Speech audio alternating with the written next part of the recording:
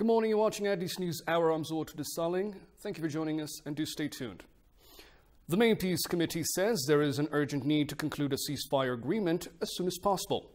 Established to advance the initiative of the government to peacefully resolve the conflict in the northern part of the country, the committee has extensively discussed its progress to date, the current situation in the northern part of the country, and other related issues. Tagusar Nisa has the following account. The committee recalled that the government has declared a unilateral humanitarian truce, has lifted the state of emergency, halted the advance of its troops to Megali, released detainees suspected of being affiliated with TPLF, and undertaken other confidence-building measures as well. It further recalled that on top of these measures, the government is endeavoring and making a serious effort to ensure enduring peace. In connection with this, it is to be recalled, it said that the government has expressed its readiness to engage in peace talks without preconditions at any venue and at any time. The committee, in its discussion, has emphasized the imperative of alleviating the suffering of citizens in the conflict-affected parts of the Tigray, Afar, and Amhara regional states. To expedite this process, the committee has deliberated upon and adopted a peace proposal that would lead to the conclusion of a ceasefire and lay the foundation for future political dialogue. The committee has noted that all necessary preparations are undertaken to facilitate an expedited resumption of basic services once the ceasefire is concluded. The committee has decided that the proposal should be communicated to the African Union High Representative as soon as possible. Furthermore, in accordance with the decision of the committee to provide the international community a briefing so that it would be possible to conclude a ceasefire agreement as soon as possible, with the help of the entities that could support the mediation effort of the African Union, such briefing has been provided. The committee also called upon the international community to stand with the African Union and play a constructive role towards the success of the peace effort. Ethiopia and South Sudan the previous day signed a memorandum of understanding to work together to prevent terrorism, armed groups, and organized crime. Director General of the National Intelligence and Security Service Temesgen Taruna and Director General of the Internal Security Bureau of South Sudan General Akor Kor Kuk signed the agreement.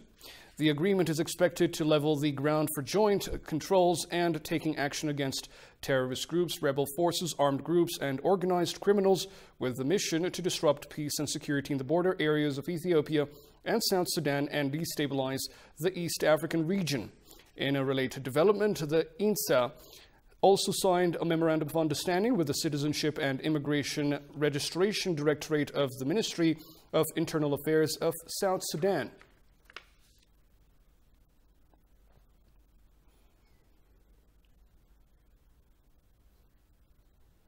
Two Japanese universities have reached agreement to expand 13 technologies that have been proven to be effective on sustainable and management in the Amhara regional state.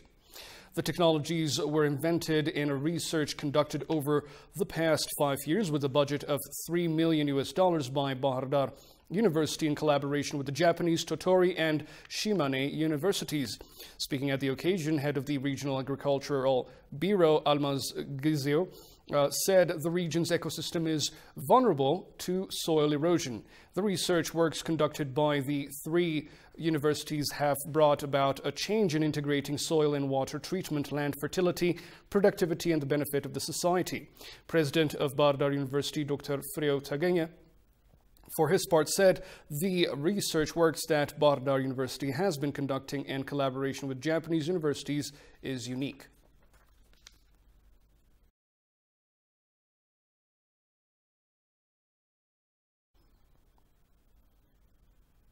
The British ambassador to Ethiopia, Alastair MacPhail, hailed the government's commitment to find a peaceful remedy to the conflict in the north.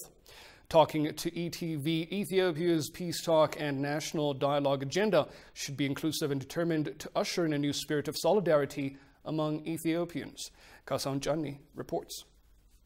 The federal government has time and again expressed commitment to maintain peace talks with TPLF and rectifying discrepancies in a more civilized manner rather than from the battle. the firearm. To this effect, aside from declaring a unilateral ceasefire and allowing free movement of humanitarian supplies to Tigray state, it has established a National Dialogue Commission to give peace another opportunity. Talking to ABC English, British ambassador to Ethiopia disclosed that peace talks are significantly critical for the nation's development initiative, adding his government supports it. Our government's view is that there should be peace in Ethiopia.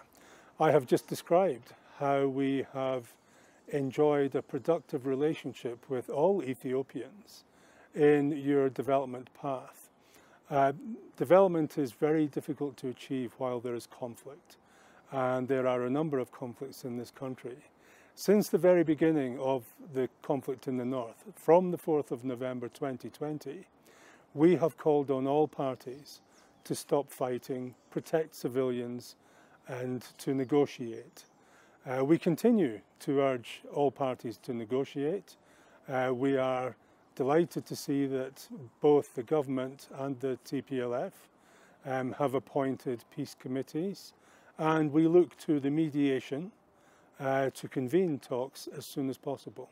Although we are not part of the process, we stand ready to help in any way that the parties or the mediators would like. The ambassador underlined that Ethiopia should embark on an all-inclusive national dialogue, adding the issues of the dialogue ought to be left to Ethiopians themselves. Ethiopia's plan for national dialogue is an Ethiopian affair, and of course we wouldn't want to interfere in that.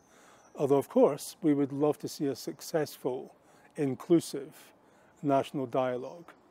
That said, if there is a way we can support, we will. We speak to the commissioners, we speak to those who would take part in the dialogue, and we will remain closely engaged. And if there are requests for our support, we will look at those. Ethiopia has lately put the National Dialogue Commission in place to build a shared understanding among citizens.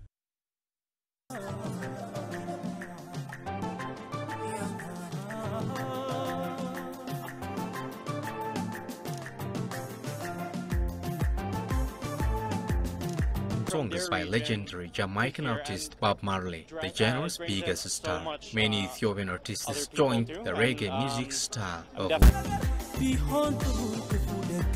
pandemic. You have seen also the cruelty of the blockade, because it has impact in Cuba's ability to fight against the pandemic. No regulations were lifted of the blockade during the time of The Gurage are very serious when it comes to celebrating Mescal. Why now? Why this attention now? I would beg to differ on that point. I believe that we have on all occasions where we have found to celebrate actually the annual religious event Damera, which can be called as a bonfire.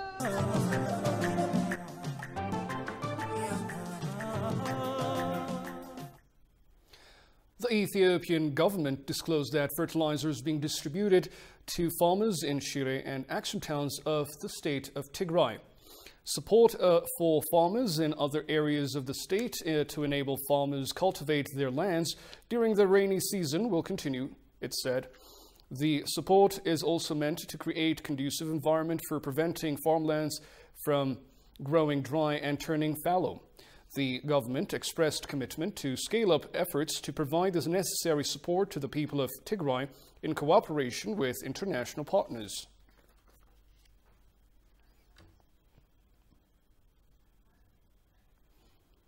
Addis Ababa has reportedly scheduled a program to plant a staggering 4 million saplings the previous day.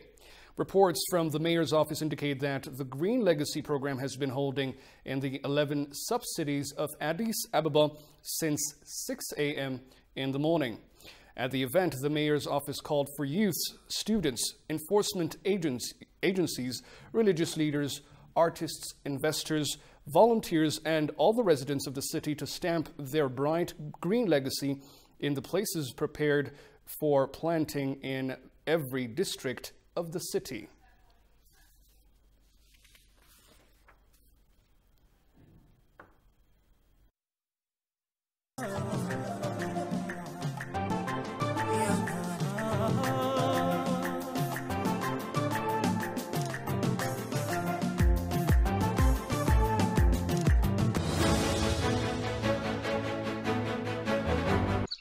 ጊዜ ይለዋወጣል እኛ ግን ጸንተን እንቆማለን ሀገር ማለት እኛ ነን You're watching Addis News Hour.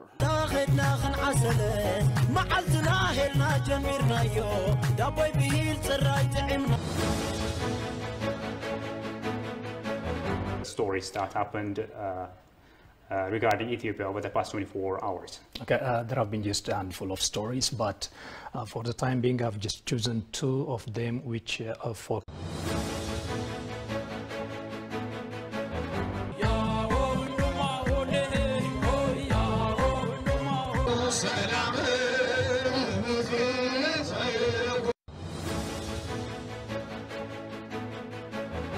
Most trending issues that have been making headlines in the past couple of days. Yeah, I have assessed the media and I have seen tweets of the Prime Minister.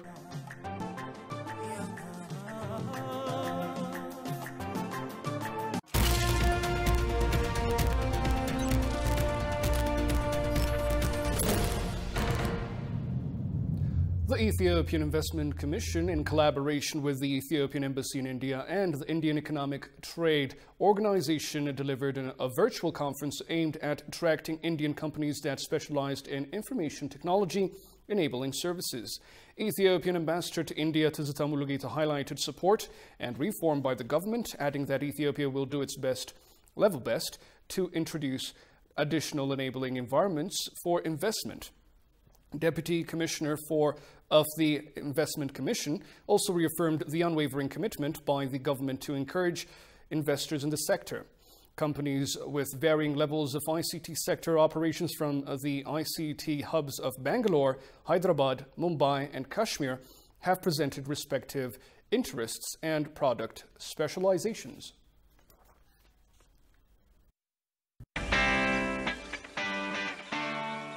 Ethiopia is implementing a green legacy initiative over the past 3 years. The nation target is to plant over 20 billion young trees across the country. This project invites neighboring countries like Eritrea, Somalia, Sudan, South Sudan, and Kenya.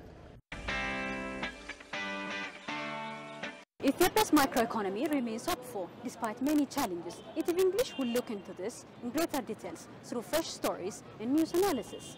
Coming to you this August.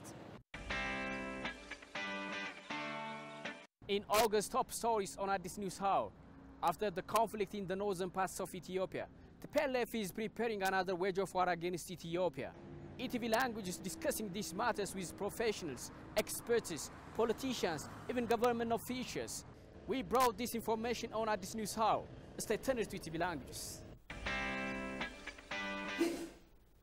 Kenyan opposition figure Raila Odinga said the presidential election results declared by the country's electoral chairman were null and void. The Independence Electoral Board of Council announced William Ruto has won the 2022 Kenyan election last Monday. Let's take a look. Kenyan opposition figure Raila Odinga said Tuesday the presidential election results declared by the country's electoral chairman were null and void. Speaking one day after Deputy President William Ruto was declared the winner, Odinga told a crowd in Nairobi that it was a travesty and a blatant disregard for the Constitution and the laws of Kenya. Our view in Azimio is clear. The figures announced by Mr. Chebukati are null and void.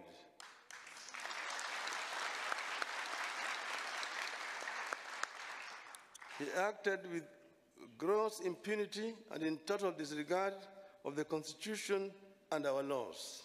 It is not up to us to decide whether Mr. Chebukati has committed an offense. We leave that determination to the appropriate authorities.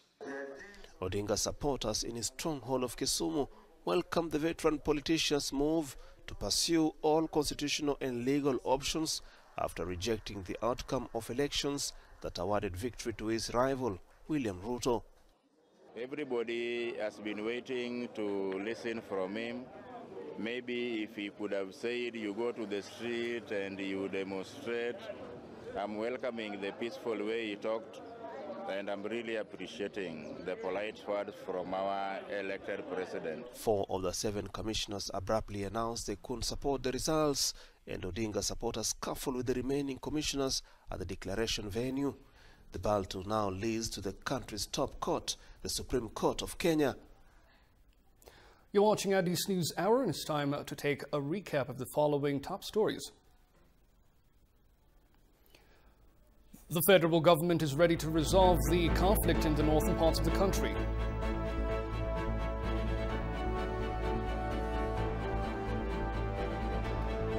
And the British ambassador hails the government's efforts to resolve conflict in the north. Thank you all for watching Addis News Hour. I'm Zolder Desalegn. I wish you all a good day.